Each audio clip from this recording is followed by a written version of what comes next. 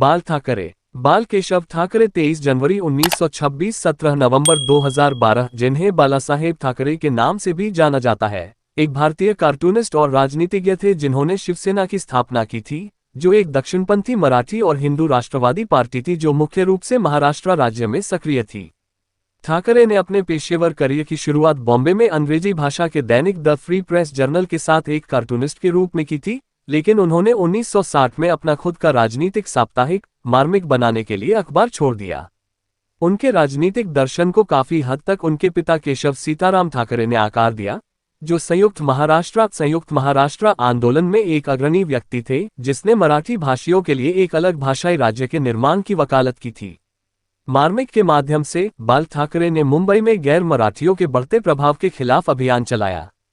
राज्य में, खासकर मुंबई में उनका बड़ा राजनीतिक प्रभाव था। ह्यूमन राइट्स वॉच द्वारा सरकार को सौंपी गई एक जांच रिपोर्ट में पाया गया कि ठाकरे और महाराष्ट्र के मुख्यमंत्री मनोहर जोशी ने 1992-1993 के बॉम्बे दंगों के दौरान शिवसेना के सदस्यों को मुसलमानों के खिलाफ हिंसा करने के लिए उकसाया था। 1960 के अंत और 1970 के प्रारंभ में ठाकरे ने भारतीय ट्रेड यूनियन के मुख्य वकील माधव मेहरे, महाराष्ट्र सरकार के इतिहासकार बाबासाहेब पुरंदरे और शिवसेना के मुख्य लेखाकार माधव देशपांडे की मदद से शिवसेना का निर्माण किया।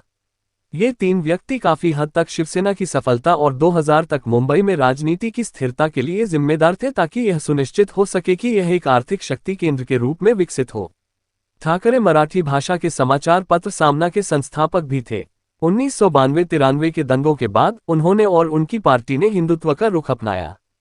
1999 में धर्म के नाम पर वोट मांगने में लिप्त होने के कारण चुनाव आयोग की सिफारिशों पर ठाकरे को 6 साल के लिए मतदान करने और किसी भी चुनाव में चुनाव लड़ने पर प्रतिबंध लगा दिया गया था। उनकी मृत्यु के बाद उन्हें राजकीय सम्मान के साथ अंतिम संस्कार दिया गया, जिसमें कई शोक सभाएं उपस्थित थीं। ठाकरे ने कोई आधिकारिक पद नहीं संभाला और उन्हें कभी भी औपचारिक रूप से अपनी पार्टी के नेता के रूप में नहीं चुना गया। प्रारंभिक जीवन। बाल ठाकरे का जन्म 23 जनवरी 1926 को पुणे में प्रबोधनकर ठाकरे और उनकी पत्नी रमाबाई ठाकरे के बेटे के रूप में हुआ था। परिवार मराठी हिंदू चंद्रसेनिया कायस्थ प्रभु समुदाय से ताल्लुक रखता है। उनके पिता केशव भारत में जन्मे ब्रिटिश लेखक विलियम मेकपीस ठाकरे के प्रशंसक थे और उन्होंने अपना उपनाम पनवेलकर से बदलकर ठाकरे रख लिया था, जो उनके पैतृक उपनाम ठाकरे का अंग्रेजीकृत संस्करण था। बाल के पिता पेशे से पत्रकार और कार्टूनिस्ट थे। वे एक सामाजिक कार्यकर्ता और लेखक भी थे जो संयुक्त महाराष्ट्र समिति में शामिल थे, जो मराठी भाषियों के लिए एक अलग भाषाई राज्य के निर्माण की वकालत करती थी। उन्होंने प्रबोधन नामक एक पत्रिका भी शुरू की, जहां उन्होंने समाज में हिंदुत्व को पुनर्जीवित करने के लिए हिंदू दर्शन और राष्ट्रवादी आदर्शों को बढ़ावा दिया। ये बाल ठाकरे के राजनीतिक विचारों को आकार देने में अत्यधिक प्रभावशाली साबित हुआ। बाल 8 भाई बहनों में सबसे बड़े थे। उनके भाई श्रीकांत ठाकरे राज ठाकरे के पिता और रमेश ठाकरे और 5 बहनें संजीवनी करंदीकर, प्रभावती, पामा टिपनिस, मालती, सुधा सुले, सरला गडकरी और सुशीला गुप्ते थीं। राज ठाकरे ने शिवसेना से अलग होकर महाराष्ट्र नवनिर्माण सेना नाम से अपनी खुद की राजनीतिक पार्टी बनाई। मुख्य पार्टी से अलग होने के बावजूद राज ठाकरे ने ये कहना जारी रखा कि ठाकरे उनके विचारक थे और ठाकरे के अंतिम वर्षों के दौरान उनके बीच संबंधों में सुधार हुआ। Cartoonist career. बाल ठाकरे ने मुंबई में फ्री प्रेस जर्नल में एक कार्टूनिस्ट के रूप में अपना करियर शुरू किया। उनके कार्टून टाइम्स ऑफ इंडिया के रविवार संस्करण में भी प्रकाशित हुए। फ्री प्रेस जर्नल के साथ ठाकरे के मतभेदों के बाद उन्होंने और राजनेता जॉर्ज फर्नांडीज सहित 4 या 5 लोगों ने अखबार छोड़ दिया और अपना खुद का दैनिक न्यूज डे शुरू किया। अखबार 1 या 2 महीने तक चला। 1960 में उन्होंने अपने भाई श्रीकांत के साथ कार्टून साप्ताहिक मार्मिक शुरू किया। इसने बेरोजगारी, आव्रजन और मराठी श्रमिकों की छंटनी सहित आम मराठी मानुस, मराठी या मराठी भाषा लोगों के मुद्दों पर ध्यान केंद्रित किया। रानाडे रोड में इसका कार्यालय मराठी युवाओं के लिए रैली स्थल बन गया। बाल ठाकरे ने बाद में कहा कि यह केवल एक कार्टून साप्ताहिक नहीं था, बल्कि सेना के जन्म और विकास का प्रमुख कारण भी था। ये 5 जून 1966 को मार्मिक का मुद्दा था, जिसने पहली बार शिवसेना की सदस्यता शुरू करने की घोषणा की। ठाकरे ने 2012 तक सामना में योगदान देने के अलावा free press journal times of India और मार्मिक के लिए कार्टून बनाए। उन्होंने न्यूजीलैंड के कार्टूनिस्ट डेविड लो को अपना प्रेरणास्रोत बताया। राजनीति। 1966-1998। संपादन करना। मार्मिक की सफलता ने ठाकरे को 19 जून 1966 को शिवसेना बनाने के लिए प्रेरित किया। शिवसेना, शिवाजी की सेना नाम 17वीं शताब्दी के मराठा सम्राट शिवाजी का संदर्भ है। शुरुआत में ठाकरे ने कहा कि यह एक राजनीतिक पार्टी नहीं बल्कि शिवाजी महाराज की सेना है, जो मराठी मानुस व्यक्ति के लिए लड़ने के लिए इच्छुक है। इसने मांग की कि राज्य की स्थानीय भाषा मराठी, मिट्टी के बेटे आंदोलन के मूल वक्ताओं को निजी और सार्वजनिक क्षेत्र की नौकरियों में अधिमान्यता दी जाए। शिवसेना का प्रारंभिक उद्देश्य दक्षिण भारतीयों और गुजरातियों के साथ प्रतिस्पर्धा करके उनकी नौकरी की सुरक्षा सुनिश्चित करना था। अपने 1966 के पार्टी घोषणापत्र में ठाकरे ने मुख्य रूप से दक्षिण भारतीयों को दोषी ठहराया। मार्मिक अगले 10 सालों में उनकी पार्टी का विकास हुआ। बाबा साहेब पुरंदरे, महाराष्ट्र ट्रेड यूनियन के मुख्य वकील माधव मेहरे जैसे वरिष्ठ नेता पार्टी में शामिल हुए और चार्टर्ड अकाउंटेंट माधव गजानन देशपांडे ने पार्टी संचालन के विभिन्न पहलुओं का समर्थन किया। 1969 में ठाकरे और मनोहर जोशी को महाराष्ट्र में करवार, बेलगाम और निपानी क्षेत्रों के विलय की मांग को लेकर एक विरोध प्रदर्शन में भाग लेने के बाद जेल में डाल दिया गया था। 1970 के दशक के दौरान ये स्थानीय चुनावों में सफल नहीं हुआ और यह राज्य के बाकी हिस्सों की तुलना में मुख्य रूप से मुंबई में सक्रिय था। पार्टी ने स्थानीय शाखा कार्यालय स्थापित किए और सरकार के खिलाफ विवादों, शिकायतों का निपटारा किया। बाद में इसने प्रतिद्वंद्वी दलों, प्रवासियों और मीडिया के खिलाफ हमलों के साथ हिंसक रणनीति शुरू कर दी। पार्टी ने सार्वजनिक और निजी संपत्ति को नष्ट करके आंदोलन किया। ठाकरे ने गिरफ्तारी से बचने के लिए 1975 के आपातकाल के दौरान सार्वजनिक रूप से इंदिरा गांधी का समर्थन किया। मुंबई के मेयर और पूर्व पारिवारिक चिकित्सक और ठाकरे के विश्वासपात्र डॉक्टर हेमचंद्र गुप्ते ने 1976 में शिवसेना छोड़ दी थी, क्योंकि इसमें पैसे को महत्व दिया गया था। शिवसेना सदस्यों द्वारा हिंसा की गई थी और ठाकरे ने इंदिरा गांधी और 1975 की आपात स्थिति का समर्थन किया था। राजनीतिक रूप से शिवसेना कम्युनिस्ट विरोधी थी और उसने भारतीय कम्युनिस्ट पार्टी सीपीआई से मुंबई में ट्रेड यूनियनों का नियंत्रण छीन लिया था। घटते कपड़ा उद्योग से स्थानीय बेरोजगार युवा पार्टी में शामिल हुए और कोंकण क्षेत्र के महाराष्ट्रियनों के कारण इसका और विस्तार हुआ। 1980 के दशक तक ये सत्तारूढ़ कांग्रेस पार्टी के लिए एक खतरा बन गई, जिसने शुरुआत में इसे सीपीआई के प्रतिद्वंद्वी होने के कारण प्रोत्साहित किया था। 1989 में शिवसेना के अखबार सामना को ठाकरे ने लॉन्च किया। ठाकरे के मंडल आयोग की रिपोर्ट के खिलाफ होने के कारण उनके करीबी सहयोगी छगन भुजबल ने 1991 में पार्टी छोड़ दी। 1992 के बॉम्बे दंगों के बाद ठाकरे ने मुस्लिम विरोधी और हिंदुत्व पर आधारित रुख अपनाया। भाजपा शिवसेना गठबंधन ने 1995 के महाराष्ट्र राज्य विधानसभा चुनाव जीते और 1995 से 1999 तक सत्ता में रहे। ठाकरे ने खुद को रिमोट कंट्रोल मुख्यमंत्री घोषित किया। भारत सरकार द्वारा आदेशित श्रीकृष्ण आयोग की रिपोर्ट में 1992-1993 के दंगों के दौरान मुसलमानों के खिलाफ हिंसा के लिए शिवसैनिकों को उकसाने के लिए ठाकरे और मुख्यमंत्री मनोहर जोशी का स्पष्ट रूप से नाम लिया गया था। ठाकरे का फिल्म उद्योग में प्रभाव था। उनकी पार्टी के कार्यकर्ता उन फिल्मों के खिलाफ आंदोलन करते थे जिन्हें वे विवादास्पद मानते थे और फिल्म की स्क्रीनिंग में बाधा डालते थे, जिससे नुकसान होता था। दंगों पर 1995 में बनी फिल्म बॉम्बे का भी उन्होंने विरोध किया था। 1999-2012 संपादन करना 28 जुलाई 1999 को धर्म के नाम पर वोट मांगकर भ्रष्ट आचरण में लिप्त होने के कारण चुनाव आयोग की सिफारिशों पर ठाकरे को 11 दिसंबर 1999 से 10 दिसंबर 2005 तक 6 साल के लिए मतदान करने और किसी भी चुनाव में लड़ने से प्रतिबंधित कर दिया गया था। 2000 में दंगों में उनकी भूमिका के लिए उन्हें गिरफ्तार किया गया था, लेकिन सीमाओं की कानून की अवधि समाप्त होने के कारण उन्हें रिहा कर दिया गया था। 2002 में ठाकरे ने आतंकवाद के खतरे से निपटने के लिए हिंदू आत्मघाती हमलावर दस्ते बनाने का आह्वान किया। जवाब में महाराष्ट्र सरकार ने विभिन्न समूहों के बीच दुश्मनी भड़काने के लिए उनके खिलाफ मामला दर्ज किया। सेवानिवृत्त भारतीय सेना अधिकारियों लेफ्टिनेंट कर्नल जयंत राव चितले और लेफ्टिनेंट जनरल पीएन हून पश्चिमी कमान के पूर्व कमांडर इन चीफ द्वारा स्थापित और प्रबंधित कम से कम 2 संगठनों ने इस आह्वान पर ऐसे बयानों के साथ प्रतिक्रिया दी, जैसे कि पाकिस्तान पर भारत में आतंकवादियों द्वारा हमलों का समर्थन करने के आरोपों के कारण पाकिस्तानियों को भारत में काम करने की अनुमति नहीं दी जा रही है। 2005 में ठाकरे पर 6 साल का मतदान प्रतिबंध हटाए जाने के बाद उन्होंने 2007 के बीएमसी चुनावों में पहली बार मतदान किया। ठाकरे और सामना के खिलाफ भड़काऊ लेखन के 8 या 9 मामलों की सरकार द्वारा जांच नहीं की गई। ठाकरे ने कहा कि शिवसेना ने मुंबई में मराठी लोगों की मदद की है, खासकर सार्वजनिक क्षेत्र में। ठाकरे का मानना था कि हिंदुओं को अपनी पहचान और धर्म का विरोध करने वालों के खिलाफ संघर्ष करने के लिए संगठित होना चाहिए। विपक्षी वामपंथी दलों ने आरोप लगाया कि शिवसेना ने अपने कार्यकाल के दौरान महाराष्ट्र के युवाओं के एक बड़े हिस्से के सामने बेरोजगारी की समस्या को हल करने के लिए बहुत कम काम किया है, जो कि भूमि के पुत्रों की इसकी वैचारिक नींव के विपरीत है। 2006 में ठाकरे के भतीजे राज ठाकरे ने शिवसेना से अलग होकर महाराष्ट्र नवनिर्माण सेना मनसे का गठन किया, जबकि ठाकरे ने संन्यास ले लिया था और राज के बजाय उनके बेटे उद्धव को शिवसेना का नेता नियुक्त किया गया था। नारायण राणे ने भी उसी समय पार्टी छोड़ दी थी। सेना ने नैतिक पुलिस के रूप में काम किया और वैलेंटाइन डे समारोह का विरोध किया। 14 फरवरी 2006 को ठाकरे ने मुंबई में एक निजी समारोह पर अपने शिवसैनिकों द्वारा किए गए हिंसक हमलों की निंदा की और माफी मांगी। ऐसा कहा जाता है कि नाला सुपारा की घटना में महिलाओं को पीटा गया था। अगर वास्तव में ऐसा हुआ है तो ये कायरता का प्रतीक है। मैंने हमेशा शिवसैनिकों को निर्देश दिया है कि किसी भी स्थिति में महिलाओं को अपमानित और परेशान नहीं किया जाना चाहिए।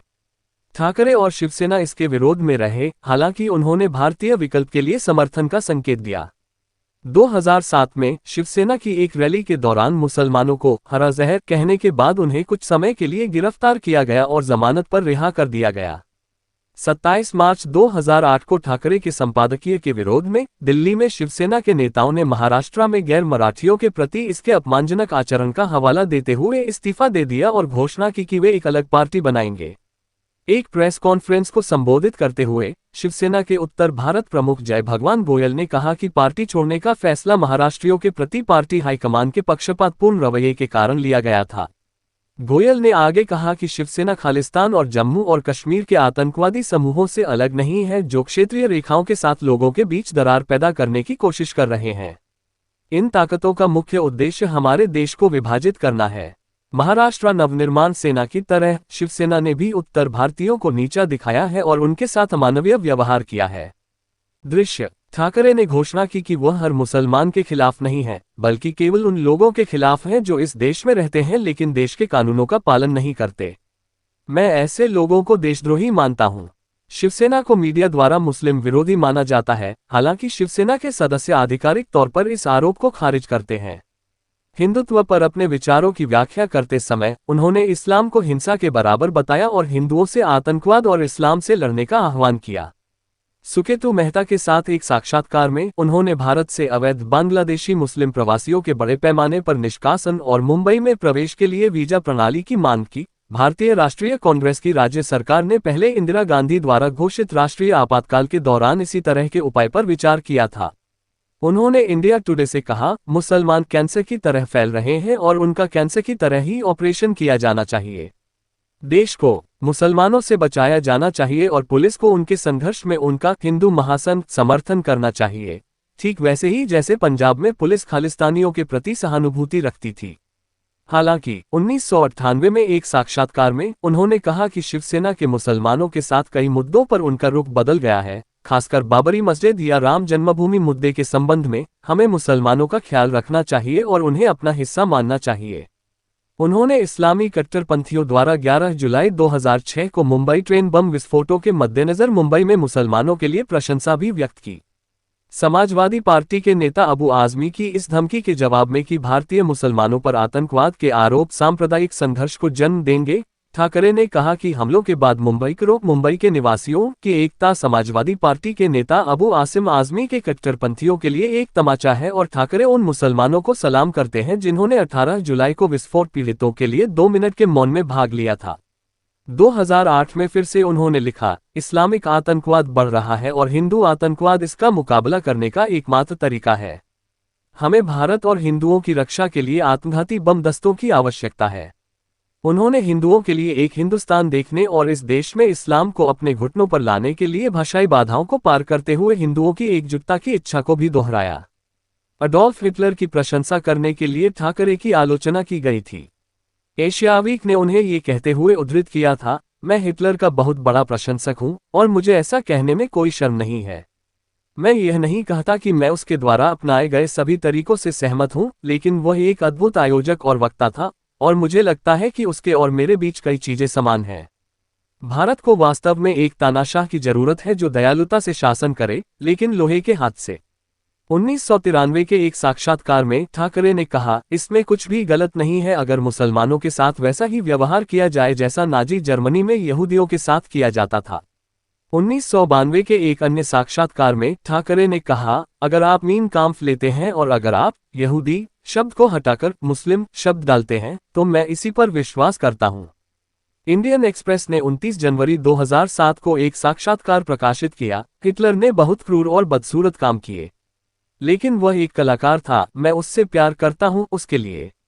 उसके पास पूरे देश भीड़ को अपने साथ ले जाने की शक्ति थी। आपको सोचना होगा कि उसके पास क्या जादू था। वह एक चमत्कार था। यहूदियों की हत्या गलत थी, लेकिन हिटलर के बारे में अच्छी बात यह थी कि वह एक कलाकार था। वह एक साहसी व्यक्ति था। उसके पास अच्छे और बुरे गुण थे। मेरे पास भी अच्छे और बुरे गुण हो सकते हैं। ठाकरे ने भारत के स्वतंत्रता आंदोलन के नेता महात्मा गांधी के हत्यारे नाथूराम गोडसे की भी प्रशंसा की।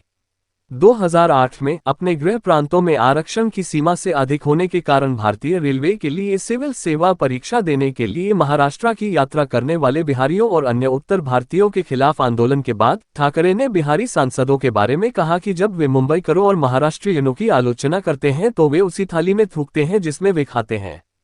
उन्होंने लिखा, वे ये कहकर बुझी हुई आग में घी डालने की कोशिश कर रहे हैं कि मुंबईकरों का दिमाग सड़ा हुआ है। उन्होंने छठ पूजा की भी आलोचना की, जो बिहारियों और पूर्वी उत्तर प्रदेश के लोगों द्वारा मनाया जाने वाला एक त्योहार है जो हिंदू महीने कार्तिक के 6 दिनों में होता है। उन्होंने कहा कि यह कोई वास्तविक छुट्टी नहीं है। ये कथित तौर पर बिहार के सांसदों की प्रतिक्रिया थी जिन्होंने उत्तर भारतीयों पर हमलों के विरोध में लोकसभा की कार्यवाही को बाधित किया था। बिहार के मुख्यमंत्री नीतीश कुमार ने टिप्पणी से नाराज होकर प्रधानमंत्री और केंद्र सरकार से मामले में हस्तक्षेप करने का आह्वान किया। सामना के संपादकीय ने बिहार और उत्तर प्रदेश के राष्ट्रीय जनता दल यूनाइटेड, समाजवादी पार्टी और भारतीय राष्ट्रीय कांग्रेस के कम से कम 16 सांसदों को ठाकरे के खिलाफ विशेषाधिकार हनन की कार्यवाही के लिए नोटिस देने के लिए प्रेरित किया। लोकसभा में मामला उठाए जाने के बाद अध्यक्ष सोमनाथ चटर्जी ने कहा, यदि किसी ने सदन में व्यवसाय के संचालन में हमारे सदस्यों की कार्यप्रणाली पर कोई टिप्पणी की है तो न केवल हम उस पर उस अवमानना के साथ विचार करते हैं जिसके वह हकदार हैं, बल्कि जो भी आवश्यक हो सकता है वह प्रक्रिया और अच्छी तरह से स्थापित मानदंडों के अनुसार किया जाएगा। किसी को भी बख्शा नहीं जाएगा। 2009 में उन्होंने भारतीय क्रिकेटर सचिन तेंदुलकर, जो एक मराठी आइकन है, की यह कहने के लिए आलोचना की कि वह महाराष्ट्रियन होने से पहले भारतीय थे। जाति आधारित आरक्षण का विरोध। संपादन करना। ठाकरे ने जाति आधारित आरक्षण का कड़ा विरोध किया और कहा, दुनिया में केवल 2 जातियां हैं, अमीर अमीर हैं और गरीब गरीब हैं। गरीबों को अमीर बनाओ लेकिन अमीर को गरीब मत बनाओ। इन 2 जातियों के अलावा मैं किसी अन्य जातिवाद में विश्वास नहीं करता। भारतीय जनता पार्टी बीजेपी ने मंडल आयोग के आधार पर जाति आधारित आरक्षण का समर्थन किया। ठाकरे को चेतावनी दी गई थी कि आरक्षण का विरोध करना शिवसेना पार्टी के लिए राजनीतिक रूप से आत्मघाती होगा। इसके बावजूद उन्होंने इस मुद्दे पर बीजेपी का विरोध किया और कहा कि अगर बीजेपी जाति आधारित आरक्षण का समर्थन करती है तो वे बीजेपी के खिलाफ कार्यवाही शुरू करेंगे। इससे उनका छगन भुजबल, एक ओबीसी के साथ टकराव भी हुआ, जिन्होंने बाद में शिवसेना छोड़ दी। सावरकर पर विचार। संपादन करना। ठाकरे ने आलोचना के खिलाफ सावरकर का बचाव किया और उन्हें एक महान नेता के रूप में सराहा। 2002 में जब राष्ट्रपति पी.जे. अब्दुल कलाम ने प्रधानमंत्री अटल बिहारी वाजपेयी की मौजूदगी में सावरकर के चित्र का अनावरण किया तो कांग्रेस पार्टी ने चित्र के अनावरण का विरोध किया और समारोह का बहिष्कार किया। ठाकरे ने विपक्ष की आलोचना की और कहा, कांग्रेस अध्यक्ष और विपक्ष की नेता सोनिया गांधी कौन होती हैं जो चित्र पर आपत्ति जताएं? उनका देश से क्या संबंध है? उन्हें भारत के इतिहास और संस्कृति के बारे में कितना पता है? सालों बाद जब कांग्रेस महासचिव दिग्विजय सिंह ने बयान दिया कि सावरकर कथित तौर पर 2 राष्ट्र सिद्धांत का सुझाव देने वाले पहले व्यक्ति थे जिसके कारण विभाजन हुआ, तो ठाकरे ने सिंह के बयान को खारिज कर दिया। कश्मीरी पंडितों के लिए समर्थन। संपादन करना। 1990 में बाल ठाकरे ने महाराष्ट्र में कश्मीरी पंडितों के बच्चों के लिए इंजीनियरिंग कॉलेजों में सीटें आरक्षित करवाईं। उनके साथ एक बैठक में उन्होंने इस विचार का समर्थन किया कि कश्मीरी पंडित जिहादियों के खिलाफ अपनी आत्मरक्षा के लिए हथियारबंद हो सकते हैं।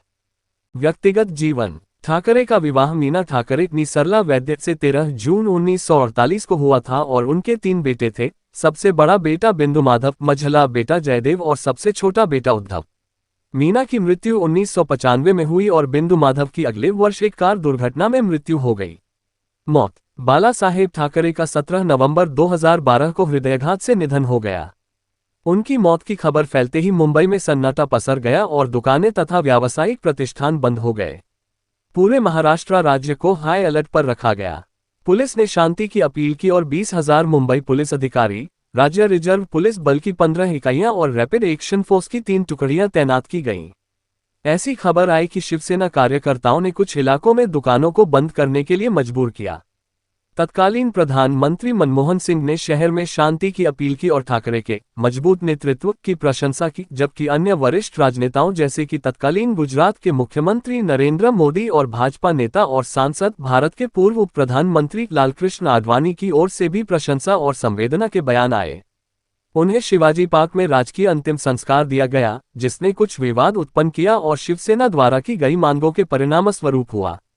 1920 में बाल गंगाधर तिलक के बाद ये शहर में पहला सार्वजनिक अंतिम संस्कार था। ठाकरे के पार्थिव शरीर को 18 नवंबर को पाक में ले जाया गया। उनके अंतिम संस्कार में कई शोक सभाएं हुई, हालांकि कोई आधिकारिक आंकड़े नहीं थे। मीडिया स्रोतों में रिपोर्ट की गई सीमा लगभग 10 लाख से 15 लाख और लगभग 2 लाख तक थी। उनका अंतिम संस्कार अगले दिन हुआ, जहां उनके बेटे उद्धव ने चिता को अग्नि दी। उनके अंतिम संस्कार में महाराष्ट्र सरकार के वरिष्ठ प्रतिनिधि उपस्थित थे और इस कार्यक्रम का राष्ट्रीय टेलीविजन चैनलों पर सीधा प्रसारण किया गया था।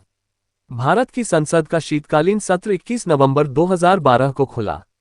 ठाकरे एकमात्र गैर सदस्य थे जिनका नाम पारंपरिक श्रद्धांजलि सूची में दर्ज था। वह उन कुछ लोगों में से एक हैं जिनका नाम लोकसभा या राज्यसभा का सदस्य हुए बिना इस तरह दर्ज किया गया है। कोई आधिकारिक पद न होने के बावजूद उन्हें 21 तोपों की सलामी दी गई, जो फिर से एक दुर्लभ सम्मान था। बिहार विधानसभा के दोनों सदनों ने भी श्रद्धांजलि अर्पित की। अंतिम संस्कार के खर्च ने तब और विवाद खड़ा कर दिया जब मीडिया रिपोर्टों में दावा किया गया कि बीएमसी ने करदाताओं के पैसे का इस्तेमाल किया है। इन रिपोर्टों के जवाब में पार्टी ने बाद में निगम को 5 लाख रुपये का चेक भेजा। द हिंदू ने एक संपादकीय में बंद के बारे में कहा कि ठाकरे के अनुयायियों की सेना ने उन्हें एक ऐसे देवता का दर्जा दिया जो हिंसा की धमकी देकर पूरे राज्य को बंद करने के लिए मजबूर कर सकता था। उनकी मृत्यु के बाद पुलिस ने एक 21 वर्षीय महिला को गिरफ्तार किया जिसने उनके खिलाफ फेसबुक पर एक टिप्पणी पोस्ट की थी, साथ ही उसके दोस्त को भी जिसने टिप्पणी को लाइक किया था। शिवसेना के सदस्यों ने महिला के रिश्तेदार के स्वामित्व वाले क्लिनिक में भी तोड़फोड़ की।